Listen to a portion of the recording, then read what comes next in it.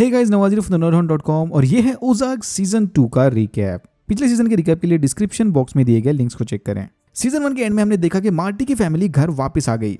Rachel Marty का पैसा चुराकर भाग गई और डार्लिन ने गुस्से में आकर नवारो कार्टेल के मेंबर डेल का भेजा उड़ा दिया। डेल की बॉडी को ठिकाने लगाने के बाद जेकब ऐश को डेल की गाड़ी और क्रेडिट कार्ड लेकर शिकागो जाने के लिए कहता है, ताकि अगर कार्टेल वालों ने डेल को ढूंढने की कोशिश भी की तो उसके क्रेडिट कार्ड ट्रांजैक्शंस और कार से उन्हें ऐसा लगेगा कि डेल ओज़ार्क से जिंदा बाहर निकला था। बट इनका प्लान बुरी तरह से फेल हो जाता है और कार्टेल की भेजी वकील यानी हेलन को इनके कारनामों के बारे में पता चलता है।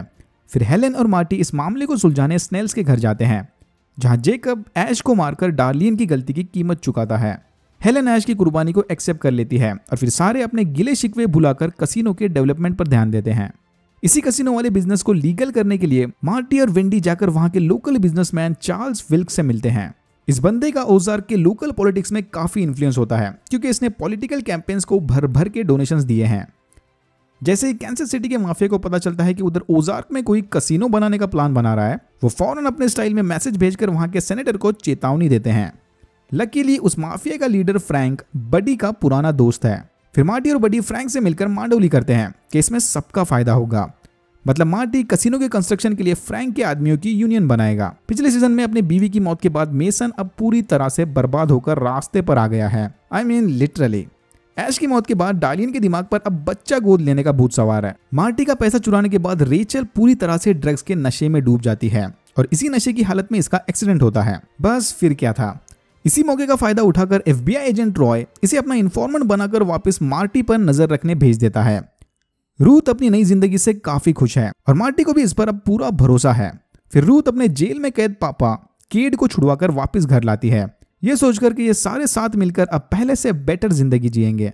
बट जल्द ही केड इसे रियलिटी चेक करवाता है और बोलता है कि ये आम लोगों वाली जिंदगी हमारे नसीब में कहां, हम तो लूट मार कर खाने वाली फैमिली है और हमेशा ऐसे ही रहेंगे। केड फिर रूथ को मार्टी का छुपाया हुआ मनी लॉन्ड्रिंग का पैसा लूटने के लिए धमकाता है। वेंडी को इंप्रेस करने विल्क्स अपनी सेटिंग लगाकर सेनेटर ब्लेक को ब्लैकमेल करता है और उसके वोट की मदद से कसिनो का बिल पास करवाता है।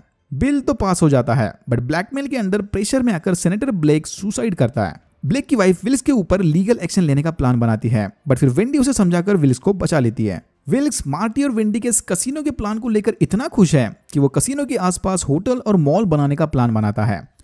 स्नेल्स इसके इस प्लान से जरा भी खुश नहीं है और वो विल्क्स को अपनी जमीन देने से सरासर इनकार कर देते हैं। इतना ही नहीं, ये लोग जाकर विल्क्स की बोर्ड तक जला देते हैं, उसे चेतावनी देने कि हमारी जमीन से दूर रहना। शार्लेट और वाइट अब एक दूसरे के जॉइंट बडीज बन जाते हैं, तो जोना अपनी फेक आइडेंटिटी को यूज करके नया बैंक अकाउंट खोलता है, पिछले सीजन में चुराए $5000 को जमा करने। रॉय लोकल पुलिस की मदद से मार्टी के मनी लॉन्ड्रिंग वाले छोटे छोटे बिजनेसेस को बंद करवाता है और खुद सिविल यूनिफॉर्म में जाकर रेचल को डराता है कि देख, मेरा पूरा ध्यान है तुम दोनों पर। फिर रेचल रॉय को फंसाने मार्टी को बताती है कि ये जो बंदा रोज रोज हमारे बार में आ रहा है, उसे शक है कि वो एक पुलिस वाला है। और इसके बाद रॉय की सटक जाती है। वो रेचल को फुल एंड फाइनल वार्निंग देता है कि या तो मार्टी के खिलाफ कोई पक्का सबूत लेके आ, या तो मेरे हाथों मरने के लिए तैयार हो जा। रॉय को लगता है कि मार्टी ने अपना लॉन्ड्रिंग का पैसा अपने घर में छुपाया है। फिर रॉय वारंट लेकर मार्टी की घर की तलाशी लेने निकलता है। एज एक्सपेक्टेड FBI को वहां से कुछ नहीं मिलता है तो सिर्फ शार्लेट के चुराए $5000। रॉय इन पैसे को यूज करके मार्टी को ब्लैकमेल करने की कोशिश करता है, पर समय रहते वहां पर हेलन आकर इसे रोक लेती है। यहाँ रॉय ने बताता है कि कैसे रूथ ने अपने अंकल्स को मारने से पहले उसी एग्जैक्ट तरीके से मार्टी को भी मारने की कोशिश की थी। ये सुनते ही हेलन थोड़ा परेशान होती है और मार्टी से कंफर्म करती है कि क्या हम इस रूथ नाम की बंदी पर भरोसा कर भी सकते हैं। मार्टी से दिलासा देता है कि हाँ, हम रूथ पर पूरा भरोसा कर सकते हैं, बट वो ये भी जानता है कि ये कार्टेल वाले रूथ को इतनी आसानी से नहीं जाने देने वाले। इसी बात को कंफर्म करने और उसकी चेतावनी देने मार्टी रूथ से मिलने जाता है। यहाँ रूथ कन्फेस करती है कि हाँ, ये सच है कि उसने मार्टी को मारने की कोशिश की थी, बट अब सब कुछ चेंज हो गया है। मार्टी से बताता है कि वो सब तो ठीक है, बट तैयार रहना, जल्द ही कार्टेल वाले तुझसे मिलने आते होंगे। फिर हेलेन आकर इसकी लॉयल्टी चेक करने रूथ को बुरी तरह से टॉर्चर करती है। रूथ इनके टेस्ट में पास हो जाती है, जिसके बाद ये लोग वहां से चले जाते हैं। धीरे धीरे मार्टी की फैमिली बिखरने लगती है और मार्टी वेंडी को फिर से याद दिलाता है कि वो अब भी इसके अफेयर के बारे में जानता है। अनफॉर्चुनेटली उनके बच्चे इन बातों को सुन लेते हैं। मम्मी चीटर है तो पापा मनी लॉन्ड्रर। वाह भाई। फिर हेलेन जाकर स्नेल्स को चेतावनी देती है कि इससे पहले कि FBI वालों को तुम्हारी इन ड्रग्स की खेती के बारे में पता चले, सारे सबूत को जलाकर राख कर दो। बट डार्लिन को अपनी प्यारी खेती नहीं जलानी। जिसके बाद वेंडी डार्लिन की बेबी अडॉप्शन वाली कमजोरी को यूज करके उसे डिस्ट्रैक्ट करती है। इसी मौके का फायदा उठाकर बडी जाकर इनकी सारी खेती जला देता है और अपने इस फाइनल एडवेंचर से वापस आते वक्त बडी वेंडी की गाड़ी में दम तोड़ देता है। फिर बर्ड फैमिली बडी के लिए एक बड़ा सा फ्यूनरल रखती है जहां जोना बडी के पुराने दोस्तों को भी बुलवाता है। उधर रॉय को स्नेल्स की जमीन की तलाशी लेते वक्त वहां पर दफन इंसानों की हड्डियां मिलती हैं।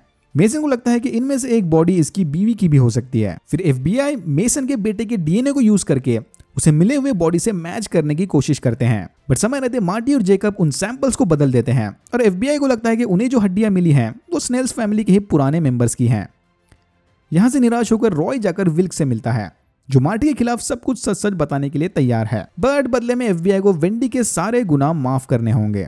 लेकिन वेंडी मार्टी को छोड़कर कहीं नहीं जाना चाहती और रॉय की फिर से हार होती है।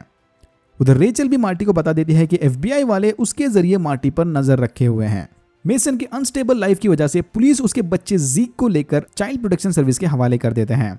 अपनी बीवी और बच्चे दोनों को खोने के बाद मेसन पगला जाता है और जाकर वेंडी को किडनैप कर लेता है। फिर मेसन मार्टी को ब्लैकमेल करता है कि अगर अपनी बीवी की सलामती चाहते हो तो मुझे मेरा बेटा वापस लाकर दे दो। मार्टी विल्स की मदद से सेटिंग लगवाकर जीक को लेकर मेसन के पास जाता है, बट फिर इनके बीच थोड़ी अनबन होती है जिसमें मेसन मार्टी के हाथों मारा जाता है।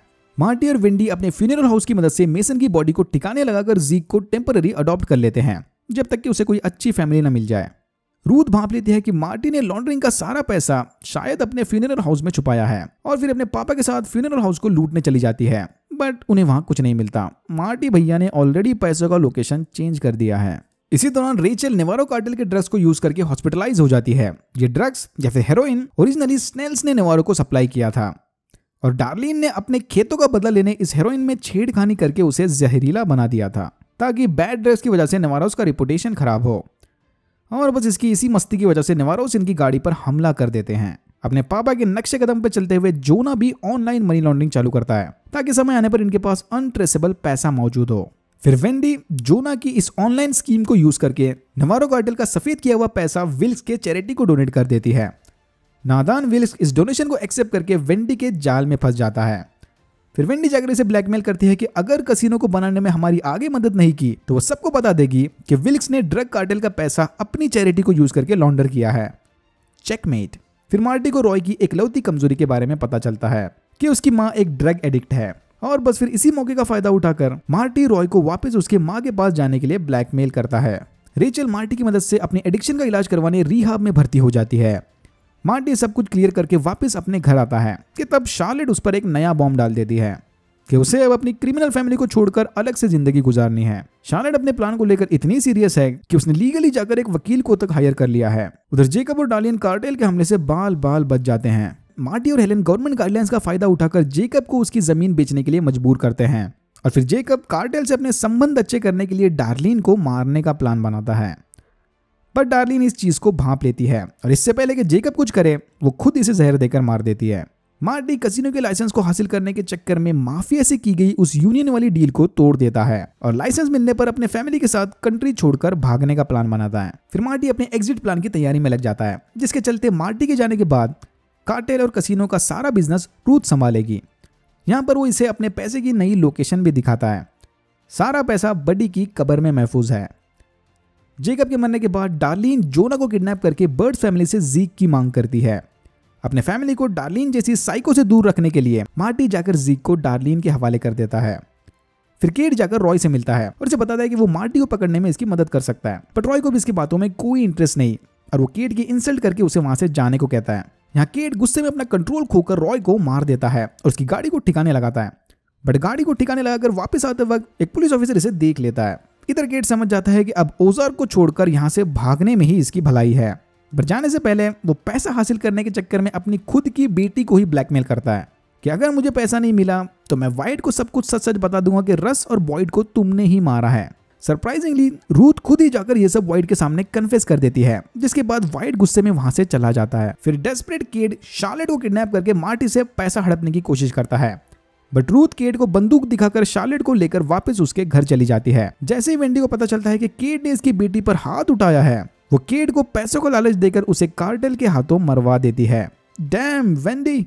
फिर कसिनो के ओपनिंग सेरेमनी के दौरान वेंडी मार्टी को बताती है कि वो लोग कहीं नहीं जा रहे हैं, ये सारे यहीं ओजार्क में रहकर अपने कसिनो को चलाएंगे। इसी दौरान मार्टी को फाइनल वार्निंग देने माफिया के लोग जाकर उसके ऑफिस को बम से उड़ा देते हैं और यहाँ होता है सीजन 2 खत्म। अगर आपको वीडियो पसंद आया तो please like, share and subscribe for more videos like this. मैंने ऐसे और भी वीडियोस बनाए जिनके लिंक्स आपको डिस्क्रिप्शन बॉक्स में मिल जाएंगे। Thank you very much for watching and I am hoping to see you in my next one.